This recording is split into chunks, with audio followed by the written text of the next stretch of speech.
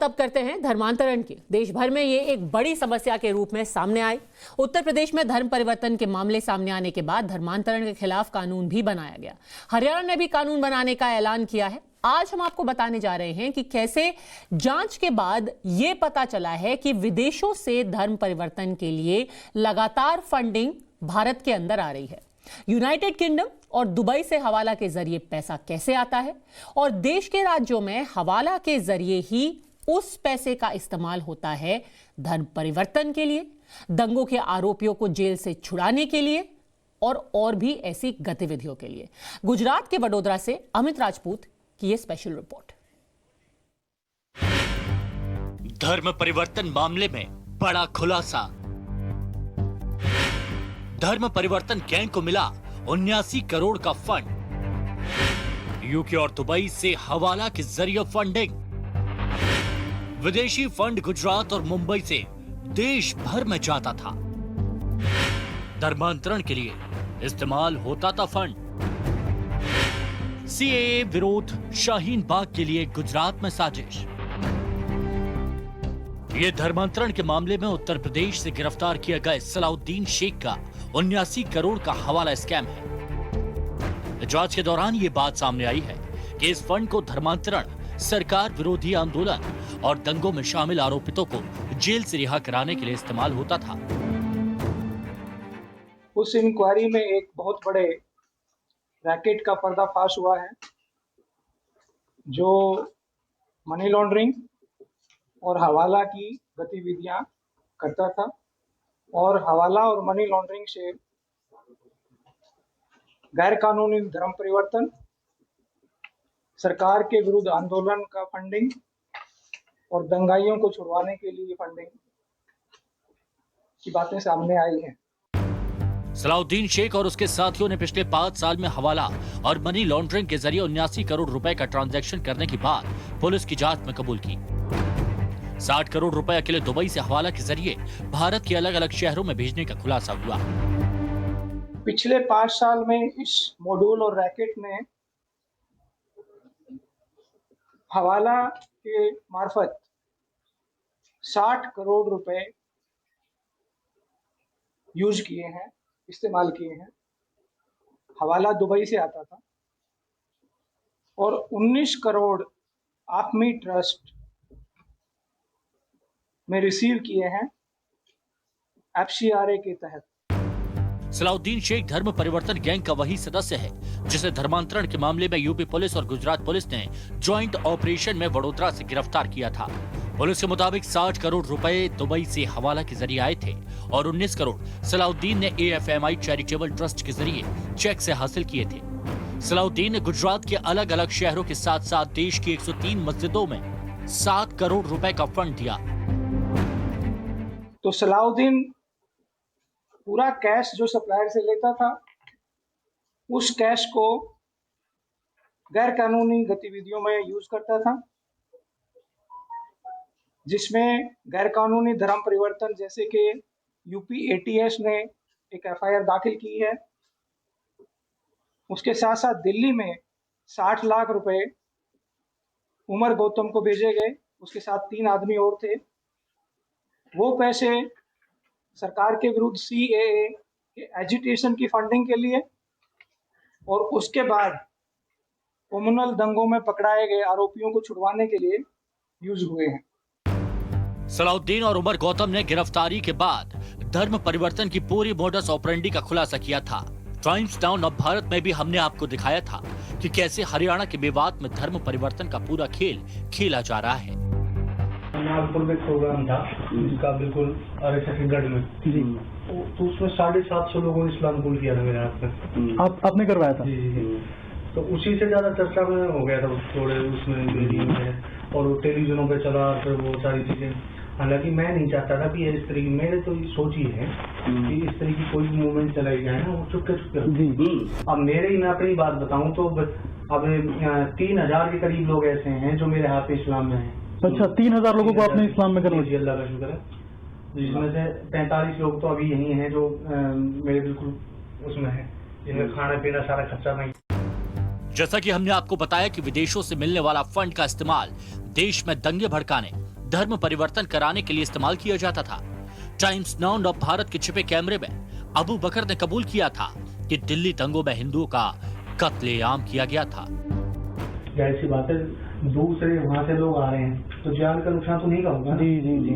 वो तो खाली हाथ आ रहे हैं, हथियार लेके आ रहे हैं। यहाँ पे कौन है? यहाँ पे मुसलमानों की दुकानों पे आ रहे हैं, घरों में आ रहे हैं, तो यहाँ ही तो नुकसान करेंगे माल का, जान का नुकसान नहीं। वो ज्यादा मरे इसलिए कि जब एक तरफ से गए, वो क्या नाम है, मुसलमानों ने हुजूम था मुसलमानों का, तो एकदम से निकल के तलवार वलवार लेके उनके पीछे दौड़े तो आंख नीचे भाग लिए। जब वो भागे तो वो पूरा मुसलमान हो गए।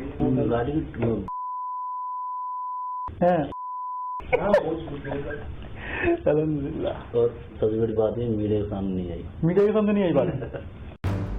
मेवात में ही मनोज कुमार को मोहम्मद अनस बना दिया गया। मनोज कुमार ने भी टाइम्स नाउ नव भारत को बताया था कि किस तरह जबरन उसका धर्म परिवर्तन करा दिया गया। पहले अपने मजदूरी करता था जी, मजदूरी करके आ रहा था। क्या नाम है, ये कि अबू कर है, ये अबू कर मिला मेरे को वहाँ पे जक्खपुर में। वो मेरे से बोला क्या नाम है, भाई ऐसा है, दावत देने का काम कर रहे हैं, कोई बात सुनेगा? मैं जी क्या नाम बताओ जी। अब नू कह रहा अपना मजहब को छोड़ के तू मुसलमान बन जा। मैं जी मैं मुसलमान नहीं हूँगा। बोले जी क्या नाम, ओम को मिटाओ, अपने ये बजरंग बली को, इसको मिटाओ। अपनी नू कह रहा सिगरेट से मिला। मैं जी मेरा हाथ खराब हो जाएगा, मैं तो नहीं मिटाऊँगा इसको। बोले ये तो मिटा के रख। मैं तो नहीं मिटाऊंगा जी। सलाउद्दीन शेख फिलहाल उत्तर प्रदेश की जेल में बंद है। आने वाले दिनों में सलाउद्दीन को वडोदरा पुलिस ट्रांजिट रिमांड के आधार पर गुजरात लेकर आएगी। उसके बाद सलाउद्दीन से कुछ और मामलों का खुलासा हो पाएगा। अमित राजपूत, टाइम्स नाउ नव भारत, अहमदाबाद। टाइम्स नाउ नव भारत के संवाददाता अमित राजपूत हमारे साथ जुड़ गए हैं अहमदाबाद से। अमित, ये कौन सी ऐसी संस्थाएं हैं जो इतने करोड़ों करोड़ों रुपए हवाला के जरिए भारत में धर्मांतरण के लिए भेज रही हैं? इनका बैकग्राउंड क्या है, इनका मकसद क्या है? पद्मजा जी, देखिए, जो आपने सवाल किया वो एकदम सटीक सवाल है, क्योंकि ये कौन ऐसी संस्थाएं हैं। सबसे बड़ा सवाल ये है, और ये संस्थाएं वो हैं जिनका पर्दाफाश उत्तर प्रदेश एटीएस और गुजरात एटीएस ने किया है। साथ ही साथ वडोदरा पुलिस ने भी इस मामले में जैसे ही सलाउद्दीन को ज्वाइंट ऑपरेशन में धर दबोचा, उसके बाद से एक एक करके ये परतें हैं वो खुलने लगी हैं। उत्तर प्रदेश का धर्मांतरण का मामला, उसका कनेक्शन गुजरात में निकलता है, और सलाउद्दीन ने कबूल किया पुलिस की इंक्वायरी के अंदर कि यूके से जो अब्दुल फेफड़ा वाला नाम का एक शख्स है, वो बड़ी ही चालाकी से हवाले के पैसे जो हैं वो दुबई में मुस्तफा शेख को भेजता है। और मुस्तफा शेख नाम का जो व्यक्ति दुबई में मौजूद है, वो सीधा पैसा ना तो उत्तर प्रदेश भेजता है, ना तो गुजरात भेजता है, वो मुंबई भेजता है। और मुंबई से वो पैसे, हवाला के जो पैसे हैं, वो भरूच आके पहुंचते हैं। तो भरूच से ये पूरा नेटवर्क है वो एक्टिव होता है। और सबसे बड़ी बात, ये गुजरात पुलिस की जो इंक्वायरी है उसके अंदर जो सामने आई, देश के खिलाफ युद्ध खोलने की कवायद जो है इन आरोपियों के द्वारा, इन शख्सों के द्वारा शुरू की गई थी, जिसके अंदर साफ साफ खुलासा हुआ जिस तरह से शाहीन बाग के जो दंगे और जिस तरह से दिल्ली वासियों को सहन करना पड़ा, तो दिल्ली के शाहीन बाग के दंगों का कनेक्शन उसके अंदर सामने आया। देश भर के अंदर जो सीए के खिलाफ आंदोलन चल रहे थे उसके अंदर फंडिंग किया गया। और जेल में जो बंद आरोपी, जो धर्म के नाम पे भड़काऊ भाषण करने वाले नेता हों, या उसके साथ में जो ऐसे कुछ नेता जो जेल के अंदर बंद हैं, वो लोगों को छुड़वाने के लिए सलाउद्दीन जैसे आदमी और उसका साथी उमर गौतम जो है वो इस फंड का उपयोग किया करते थे। पूरे देश के अंदर इस तरह से एक तरह से युद्ध चलाने की, गृह युद्ध चलाने की कोशिश जो है वो की गई। और सबसे बड़ी बात यह है कि 103 जितनी मस्जिदों को ये गैर कानूनी फंड जो है वो मुहैया कराया गया। और उसके अंदर पद्मजा जी, ये एक सबसे बड़ी बात जो सामने आई है कि गुजरात की तो मस्जिदें हैं, महाराष्ट्र की हैं, राजस्थान की हैं, मध्य प्रदेश की हैं, लेकिन आसाम यानी नॉर्थ ईस्ट की 3 मस्जिदों को भी गैर कानूनी रूप से फंड जो है वो हवाले के पैसे जो हैं वो मुहैया कराए गए। ये साफ साफ बाहर आ रहा है। ये परते दर परते जिस तरह से खुल रही हैं। उत्तर प्रदेश एटीएस ने अभी सलाउद्दीन को अपने कब्जे में रखा हुआ है, अभी वो रिमांड पे है। हालांकि जब गुजरात पुलिस उसे यहाँ गुजरात में भी लाएगी तो गुजरात पुलिस और वडोदरा पुलिस के जो कमिश्नर है शमशेर सिंह, उनसे हमारी बातचीत हुई है टाइम्स नेटवर्क की, और उन्होंने साफ साफ कहा है कि इस मामले में अभी बहुत सारे बड़े खुलासे होने बाकी हैं। इसके तार जो हैं वो अंतर्राष्ट्रीय लेवल पे जुड़े हुए हैं, लेकिन और कौन लोग जो हैं वो देश के अंदर रह के, हिंदुस्तान के अंदर रह के देश के खिलाफ षड्यंत्र चला रहे हैं और देश के अंदर गृह युद्ध चलाने की कोशिश कर रहे हैं। यानी जी, कि पद्मजा। जो चीजें आपको पुलिस बता रही है उससे ऐसा लगता है कि ये मामला सिर्फ धर्म तक ही सीमित और धर्मांतरण तक ही सीमित नहीं था, इसमें राजनीतिक मकसद भी बहुत बड़ा था। बिल्कुल पद्मजा जी, उसको बिल्कुल नकारा नहीं जा सकता है। जिस तरह से भूतकाल में सबने देखा है, जिस तरह से सीए के नाम पे शाहीन बाग में जो हुआ, दिल्ली वासी जिस तरह से हैरान परेशान हुए, जिस तरह से दिल्ली को एक तरह से कैद में लेने की कोशिश जिस तरह से की गई, वो साफ साफ राजनीतिक षड्यंत्र। और शाहीन बाग के मंच पर आपने देखा है, पूरी दुनिया ने देखा है, पूरे देश ने देखा है, हिंदुस्तान वासियों ने देखा है कि किस तरह से उस शाहीन बाग के मंच को एक राजनीतिक मंच बनाया गया। और वहां पर कुछ जो धर्मनिरपेक्षता की बात करने वाले नेता जो हैं वो वहां जाकर किस तरह की बातें कर रहे थे, वो भी देश ने देखा है। तो ये एक साफ साफ बात है कि इसके पीछे एक राजनीतिक षड्यंत्र भी है, और देश में जिस तरह से इस चीज को चलाया जा रहा है वो आने वाले समय में देश के लिए बहुत बड़ा नुकसान कारक साबित हो सकता है। और उसी लिए ये जो मामला उत्तर प्रदेश एटीएस ने सामने लाया, धर्मांतरण का मामला, उसके बाद में ये